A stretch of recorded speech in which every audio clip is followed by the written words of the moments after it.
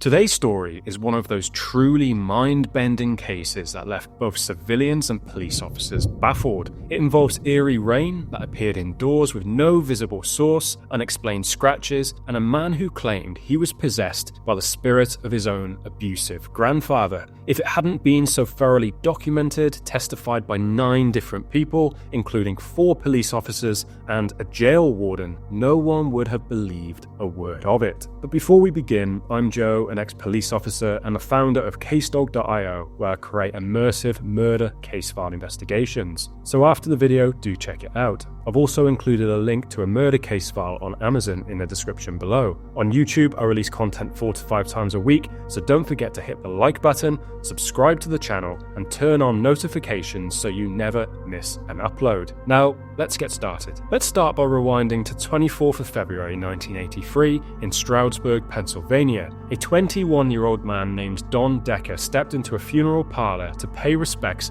to his grandfather. Though the term pay respects might be a stretch, Don had been granted a brief furlough from the Monroe County Correctional Facility, where he was serving a sentence for receiving stolen goods. He should have been sharing in the family's grief, but as soon as he walked inside, he locked eyes on the open casket at the front of the room and only felt anger. Unlike others kneeling and weeping at the casket, Don sat at the very back. His fists were clenched so tightly, his fingernails cut into his palms. The source of his fury? For years, since Don was 7 years old, his grandfather had subjected him to brutal physical abuse, and yet here everyone was looking at this man as if he was some sort of saint. Don glared in silent rage, trying to hold himself together. Suddenly, he could have sworn his late grandfather's lips moved, as though he was alive, or at least not ready to let Don go. Startled and unsettled, Don fled before the service finished. Instead of going home with relatives, Don turned up at his friend's place, a couple named Bob and Jeannie Kyer.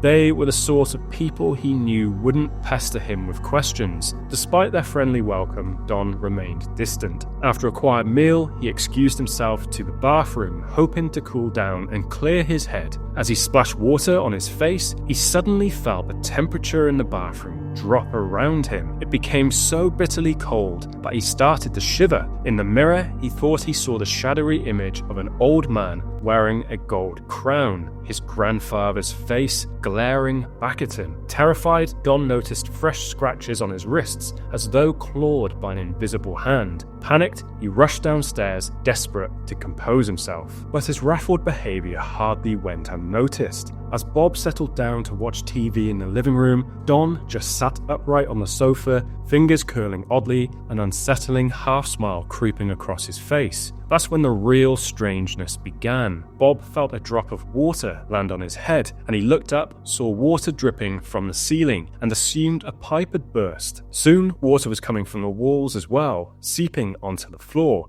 He called his landlord, who arrived with his wife. Yet, after thorough checks, they found no burst pipes, no backed-up plumbing, absolutely no explanation for why the living room was becoming a soggy mess. Meanwhile, Don just sat there in an eerie trance, fingers twitching, lips pulled back in a weird grin. Worried, Bob and Jeannie called the police. Officers John Bojan and Richard Walbert responded, only to be greeted by the bizarre sight of water trickling from the ceiling, walls, and even bubbling up from the floor. The officers noticed Don still on the couch, staring vacantly, wiggling his hands as though controlled by something beyond himself. The officers alerted their police chief, who arrived on scene, took one look, and concluded this is not a police matter, telling his men to keep it quiet. In other words, no one wanted this bizarre story on official record. A frustrated Bob summoned a plumber, who was as stumped as everyone else. With nothing more to be done, Bob and Jeannie laid down towels and tried to mop up the water. Every time Don left the house, the leaks mysteriously stopped. Whenever he returned, the dripping and pooling resumed, often accompanied by the same strange grin and vacant stare. They also noticed dark red marks on Don's neck, as though he'd been gripped by invisible hands. Then, after 2 days of this, Don abruptly walked out of Bob and Jeannie's home and the water immediately ceased for good. At this point, Don had to go back to prison at the end of the furlough. The drama, however, followed him through the iron bars. Upon entering his cell, Don's new cellmate reportedly recoiled in fear, insisting he had to be moved elsewhere. Don stood there, that same unnerving smile on his face, quietly saying, "I can make it rain." One of the guards, unsettled but also skeptical, told him to make it rain in the warden's office. Moments later, the warden noticed his shirt growing wet and soaked from the inside out as though water was seeping right through him. When the guard raced back to Don's cell, water was streaming from the cell bars and the ceiling. A foul odor described as rotting or decaying filled the air,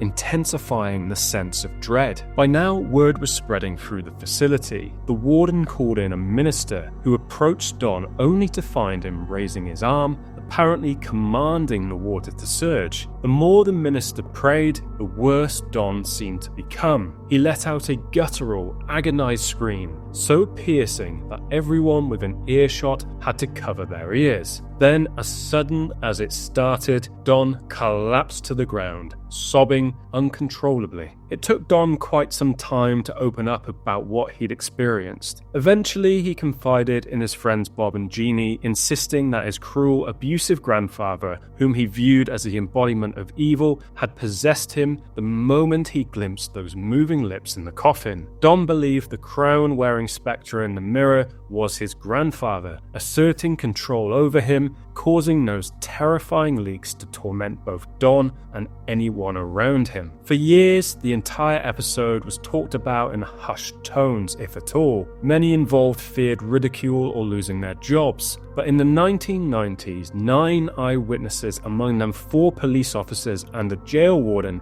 came forward and officially testified to what they had seen. Don's unnatural demeanor, the sudden and unexplained indoor rainfall, and the overpowering stench of decay. Despite extensive plumbing inspections and attempts at spiritual intervention, no one ever found a definitive cause or explanation. Strangest of all, after those harrowing days in February 1983, Don never again experienced anything remotely similar. Whatever or whoever was behind this Rain Man phenomenon simply vanished. So, what really happened? Was it a psychological breakdown fueled by anger and trauma, manifesting in some impossible way, or was it truly a case of demonic or grandfatherly possession? The facts remain baffling. Official witnesses, sworn statements, and chilling details still point to this being one of the most confounding, jaw-dropping episodes in paranormal lore. Yet, for all the attempts to explain it, the Rain Man of Stroudsburg defies rational understanding. Thank you all for joining me on this unsettling journey.